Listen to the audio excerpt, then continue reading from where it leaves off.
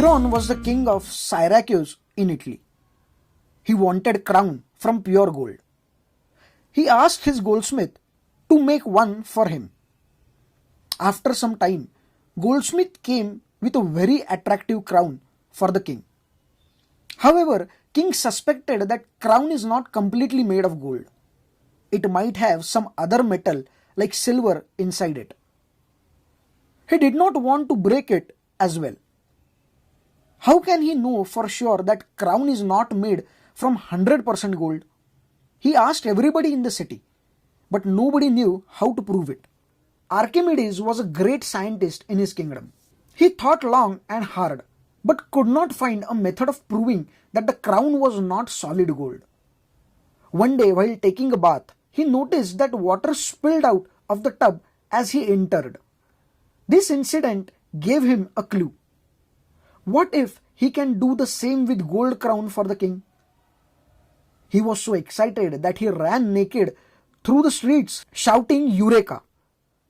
Eureka in Greek means I found it in English.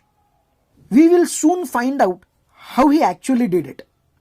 Archimedes used analog of the bath incident to solve the problem of crown. This is where science helps us to find solution to everyday problems. It brings out creativity in all of us.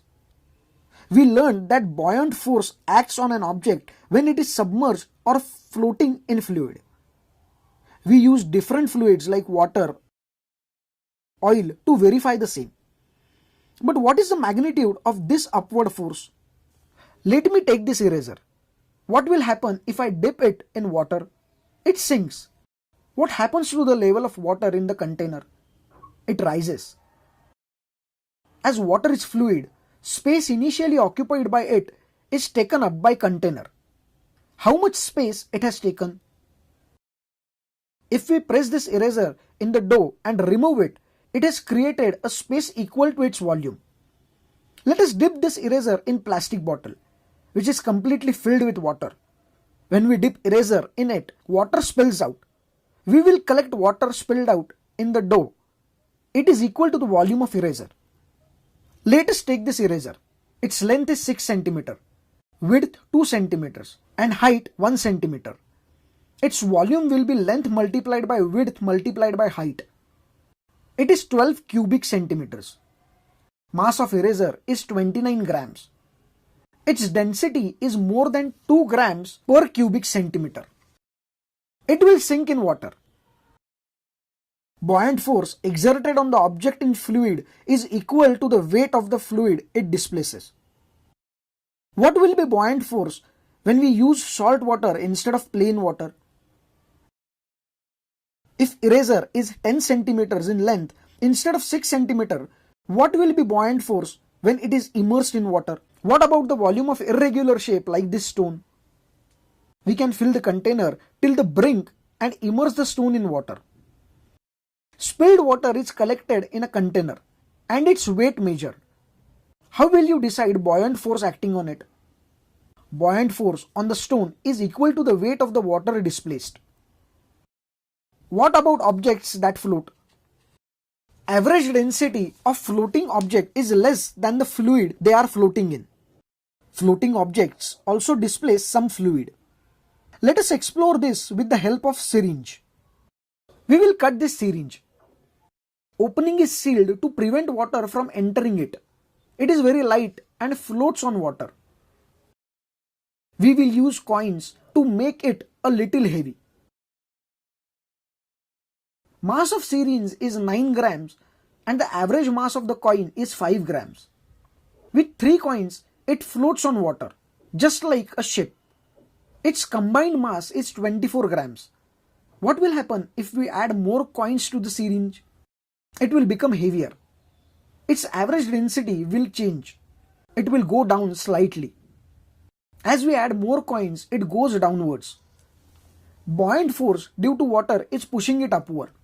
Force due to gravity is pulling it downward.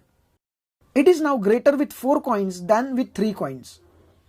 How much coins are required to make it sink? When force due to gravity is greater than the buoyant force, it sinks.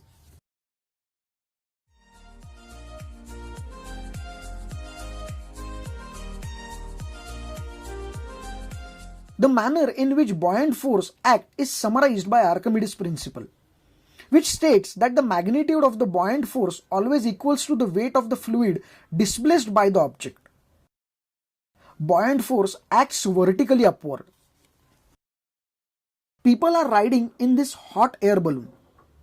Density of hot air is less than surrounding cold air.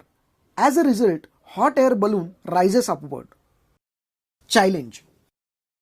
Volume of this plastic container is 75 cubic centimeters and its mass is 10 grams. Each marble has a mass of 5 grams. If I put 10 marbles in the container and close the lid, it floats in water. How many more marbles are required so that container sinks in water? Now, coming back to the Archimedes story. Have you got the answer how he solved the problem of crown? Let us see.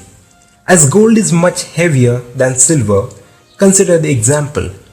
10 pounds of pure gold will not make so great a bulk as say 7 pounds of gold mixed with 3 pounds of silver. If crown is pure gold, it will displace the same bulk of water as any other 10 pounds of pure gold, but if it is part of gold and part of silver, it will displace a larger bulk. And the crown was tested. It was found to displace much more water than 10 pounds of pure gold displaced. The guilt of the goldsmith was proved beyond a doubt. Now let us summarize concept of buoyancy with simple concept map.